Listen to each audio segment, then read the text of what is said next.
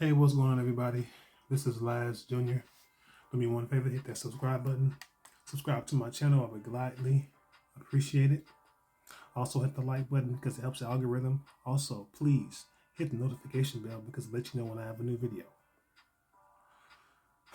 Man. Wow.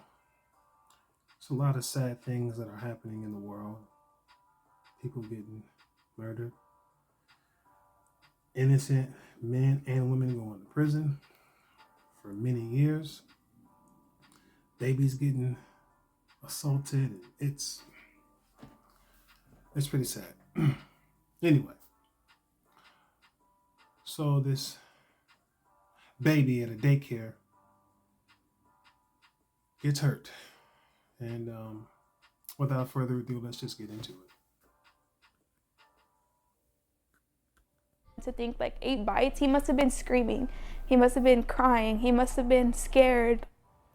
As a San Antonio mother undressed her toddler for his bath, she became hysterical when she discovered these. Look at this. Human bite marks all over her son's back. Some spots had broken skin, and she believes these injuries happened at daycare. Well, the next day, her family called KENS 5 to share their story. They sat down with reporter Elisa Nieves, who looks into the history of this East Side child care facility.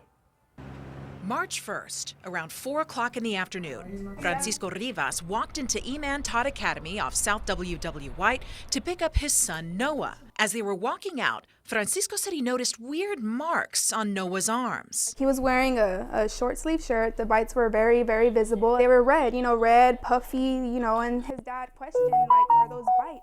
And the lady that brought him out was like, oh my God, those are bites. The family says the employee went back into the main area of the daycare where parents are not allowed and returned a couple of minutes later. And said, we don't have an incident report. We don't know what happened. The teacher that was watching him left early. We were short staffed. We could give you the incident report in the morning. And he was just like, well, y'all don't have it right now. And she was just like, no, because we can't fill it out ourselves. It has to be the teacher that was watching him. Noah's mom, Victoria Delgado, said Francisco didn't want to make a scene, so he brought Noah home to wash the wounds and apply some ice. Later that night, Victoria sat Noah on the bathroom counter. I took off his shirt, and good thing like the mirror was behind him, so when I was pulling up his shirt, I saw in the reflection the 6 bites on his back. State policy requires a child care facility to file an incident report whenever a child is injured. Parents must also be notified of less serious injuries, such as bites, as soon as they pick up their child. Take a look at this and understand something here. Man, this is really sad. Some people, they wouldn't stand for it. They'll put their hands on somebody. They're really gonna, it's not a good look. Everybody won't be able to respond the same like they did, this man and this woman, for their child. Some people will respond in a negative way right away. And I thank the Lord that these people didn't do anything to hurt anybody, act in a violent manner because of what happened to their child. They did what was right. No doubt about it. It's really sad. I hate to see stuff like this happen to a 1-year-old child.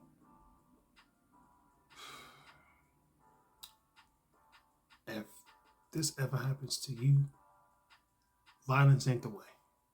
Get your child, go to the police, file all types of reports, whatever you got to do. Go to Channel 5 News, Channel 7, Channel 9 News. Get it out there. Always keep God first. Let's get back into it. I'm changing him, feeding him. They didn't see those visible bites all day, and they didn't call us and ask, like, hey, did your son have bites? Victoria says she immediately called the daycare. From the director of the daycare, she was apologizing. She said she didn't know what happened. She wasn't there on the premises, and that she would, watch the video and try to figure out what happened. Victoria took Noah to the emergency room where a doctor prescribed him a week's worth of antibiotics. The doctor did say that they are child bites. She filed a report with SAPD at the Children's Hospital of San Antonio. In a preliminary report, police say they were called there by a mother who said When she picked up her 2-year-old son from a local daycare, she observed that her son had multiple bite marks on his body. Victoria also called CPS to report the daycare. And he can't talk. He's only a year old. I can't ask him, like, who hurt you, you know? The family said the daycare director promised to reach out again the following day. They say they're still waiting for that call. We had put him in there previously, took a break because we couldn't afford it.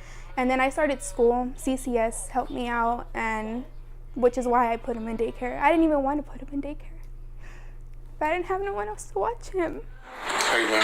March 2nd, Noah's grandfather recorded this conversation at the daycare. 1 bite or 2, but 8, that's neglect and abuse. The person he's talking to, he says, is an employee of Eman Todd Academy. There was something that we seen on the cameras. We even had our state person that just left from here to review, and there was nothing seen on there. For Texas facilities licensed to care for 13 or more children, there are ratio rules daycares must follow. This chart from the minimum standards for child care centers shows the mandatory ratio depends on the child's age. Noah, for example, falls under the 18 to 23 months category, meaning his group can only have up to 9 children per caregiver. Yes, it's usually 2 people in the classroom, and it doesn't have to be because it's only 1 to 11. And yesterday, I believe it was only 10 children. And so it was 1 teacher in there instead of 2. We went to the daycare too. I'm a reporter with Channel 5, and I'm here about Mr. Noah Rivas. The family said that he got these bite marks here, and I was wondering if I might be able to talk with someone. No, we're not able to talk right now. Friday, Victoria met with the Texas Department of Family Protective Services and CPS. We did some digging on the Texas Health and Human Services website and found since they opened in 2016, technology innovative for today's youth doing business as Eman Todd Academy doesn't show a history of serious problems or infractions. Compared to the other 148 licensed child care centers in Bexar County that accept subsidies and opened in 2016 or later, the number of deficiencies at Eman Todd Academy lands about average. The most serious incidents involved the discovery of an infant in a crib with a stuffed toy and the daycare not releasing a child to a parent because of a custody dispute.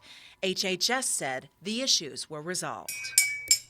Victoria called the city's child care services to get Noah an emergency transfer to another daycare. Obviously, it shouldn't have happened, but I would hate for it to happen to someone else's child.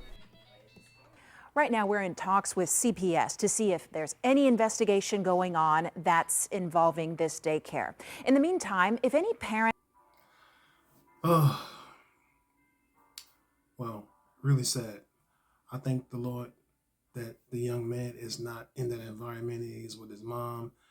You know, I mean, it could have been worse. I just thank God that he's all right. Let me know your thoughts on this video.